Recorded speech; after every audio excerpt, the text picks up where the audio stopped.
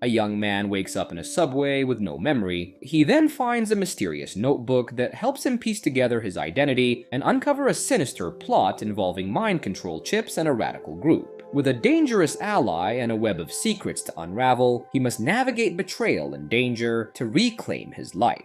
Watch till the end to uncover the shocking truth. The movie begins with a young man waking up in the middle of a busy subway. He is disoriented and has no memory of who he is or how he got there. He looked around and saw a woman staring at him. As he stood up to leave, his nose started to bleed. The woman approached him and handed him the bag he had forgotten on the seat. At that moment, authorities arrived and asked for his identification. When he couldn't provide any, they tried to arrest him. He fought them off and ran away before backup arrived. He saw the cops in the distance, but the woman from the subway came and took him away. As they walked, he grew weaker, and she helped him keep moving. He asked her what was happening, and she explained that she was in the same situation and didn't remember anything either. She then took him to a hidden place. The scene shifts to Sam waking up. He sees the woman who brought him there changing clothes. Then he notices a news report about a man who was reportedly killed around 4 a.m. at his home in The Hague. The news announces that Willem de Geer, the director of counter-terrorism, was murdered in his own home. The woman asks Sam if he knows Willem de Geer, but Sam doesn't remember. She suggests they get some food, so they go to a restaurant. While they are there, a waitress approaches and hands Sam a package, saying it is for him. Inside, Sam finds a note that reads, "Your name is Sam. If you are reading this, you've lost your memory, but trust what's in this notebook. This is who you are. Your life used to be normal up to a point."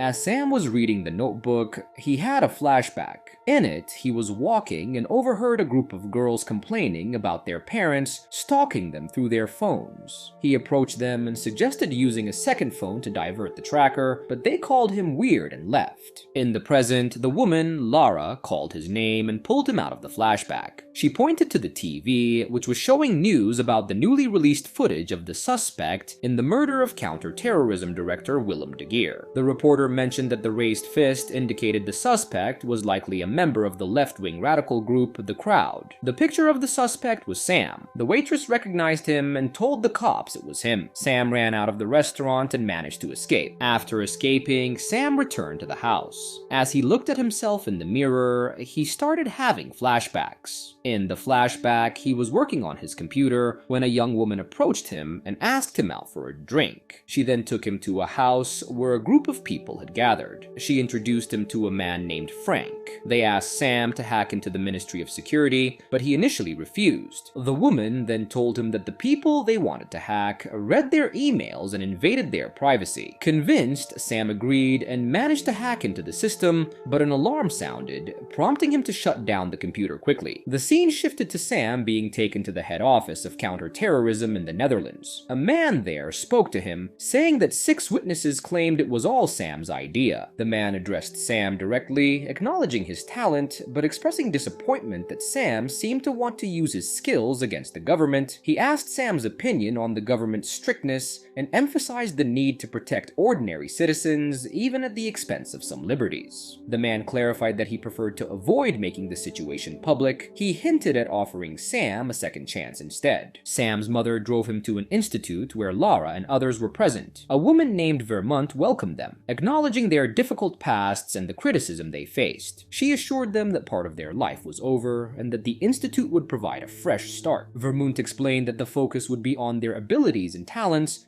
encouraging them to develop their strengths. She emphasized equality, stating that everyone would be known by numbers, not names. She concluded by informing them they needed to get up at 6:30 a.m. the next day. In the dormitory, Sam met a man named Louis who was called 11. Sam introduced himself, and Lara, calling his name, snatched him back to the present again. He then told her they'd already met and kept reading the notebook. In the past, Sam was in the cafeteria when a woman named Merritt approached him, calling him 7. 7. She complimented him on his software and introduced herself as his coach. She took him to a lab and asked him to hack into her system. She prompted him to think like a hacker and asked what he would do. Sam suggested copying and then deleting the data. As he proceeded, he realized he was deleting her hard drive. Sam went to the gymnasium, where a coach, Zero, was giving instructions, and everyone started training daily. One day, after a swimming session, a visibly distressed man jumped into the water. Several men quickly pulled him out, activated a device on his neck, and took him away. Later, during a video call with his mother, Sam mentioned that something weird was happening and started to tell her about the incident at the pool, but the connection was cut off and all the computers in the lab shut down. In the cafeteria, Vermont arrived with others and congratulated number 2 for becoming the first in their group to achieve the status of master. She asked him to follow her. After they left, Sam told Louis about mentioning the guy in the pool to his mom just before the computer shut down. Sam asked Louis what he was there for and what his coach was teaching him. Louis replied he was there for fighting and that it was mostly self-defense. Sam noted the oddity of being brought there for something and then being taught to get better at it. The next day, during a run, Sam attempted to escape and reached a tall wall. He found Laura, who had also escaped. Realizing they couldn't scale the wall, they returned to the woods and reunited with the others. Later that night, Sam, unable to sleep, heard a noise and looked outside. He saw people getting into a car.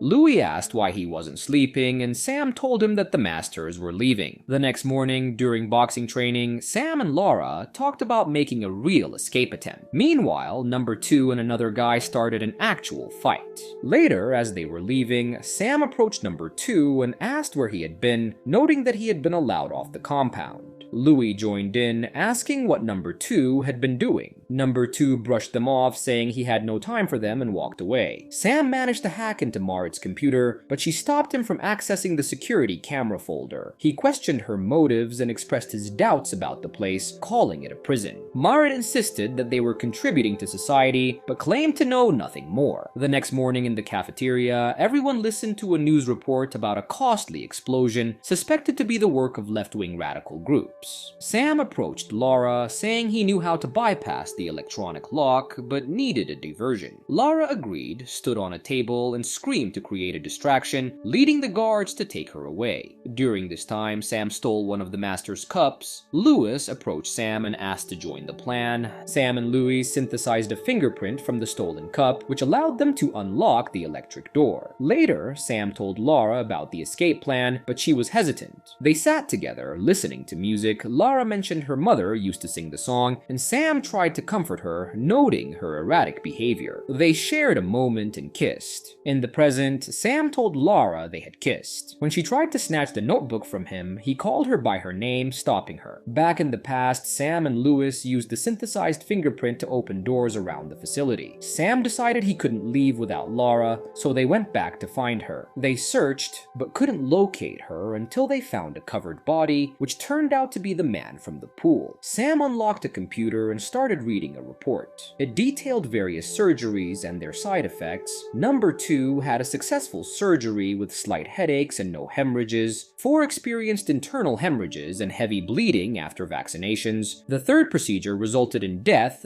due to chip rejection. The report noted that Laura, number 8, had her chip implanted successfully. Desperate, Sam started calling out for Laura. They heard a sound and saw a helicopter landing. Louis recognized the man as Sasson. They sneaked closer to listen and overheard a conversation between Sasson and Vermont. Sasson praised the explosion, but emphasized there should have been no victims. Vermont mentioned a man whose throat was slit, emphasizing the need for control and perfection in their actions. While hiding, Sam told Louis that the masters had blown up the government building and speculated about Sasson's motives. He concluded that Sasson wanted security and control, pushing for stricter laws that wouldn't be supported without the population's backing. Vermont brought Lara in and Zero forced her to smoke and then burn herself with the cigarette. When she hesitated to do it again, Willem tried to stop it, but Sasson insisted on continuing. Sam and Louis returned to the computer lab. Sam explained that the system controlled all the chips and attempted to turn off Lara's chip, but Marit had blocked his access. Louis urged Sam to leave immediately, but Sam refused. Louis insisted they needed to get out before they were destroyed too, but Sam remained adamant about staying. The next morning, Sam Sam started writing in the notebook. He then saw Lara and approached her, telling her about the chip implanted in her. She reacted angrily and left. During lunch, Sam gave the notebook to Louis, explaining that he had written down everything about who he was and what had happened. He asked Louis to keep it safe and give it back to him if he ended up becoming like a zombie due to the chip. Sam mentioned that he had swapped the chip meant for him with an empty one, but he was unsure of the consequences. As they talked, the Zero arrived, dismissed Louis, and then turned to Sam. He explained that the doors were locked at night to prevent snooping. The Zero then injected Sam with something, causing him to lose consciousness. They implanted the chip on him too. The next morning, Sam went to see Merritt, but was acting strangely. After she left, he copied the security footage from the previous day onto a USB drive.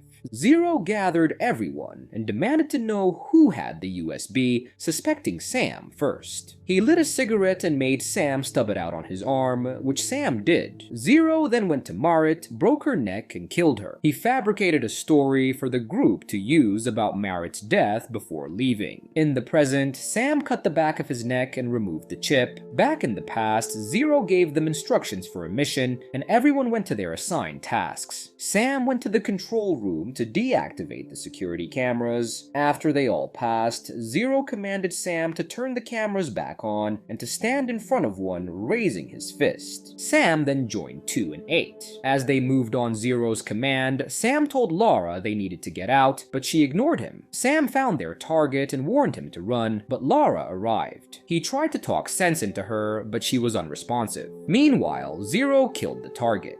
Zero then told Sam to bring the drive, but Sam ran away. He fled to a restaurant, gave a waitress the notebook, and continued running. At a subway station, he was surrounded. Sam managed to get into the subway, but threw the USB before entering. They soon surrounded him and injected him with something, causing him to lose consciousness. In the present, after passing out from removing the chip, Sam told Lara he knew where to go. They went to the subway, where Sam searched for and found the USB. However, Lara pointed a gun at him and demanded the USB. Just then, Zero arrived behind her. Sam tried to reason with Lara, but Zero insisted she was gone. Sam handed over the USB, and they took him to the lab where he was tied up. Vermont joined them as they plugged in the USB, but Sam had programmed it to send the video to 10 large providers. Zero ordered Lara to kill Sam, but Sam broke free from his restraints and pinned her to the ground, and he kissed her, bringing her back to her senses. Together, Sam and Lara attacked Zero, but Louis intervened, attacking them. Sam and Louis fought, and during a power outage, Louis seemed to regain his old self. Sam then hit Zero with a fire extinguisher. The trio, along with others, started to leave. Number 2 approached and asked where they were going. Sam told him their real names and said they were going home. The events at the facility were exposed, leading to the arrest of the Masters. Finally free, Sam, Lara, and Louis walked away from the Institute together.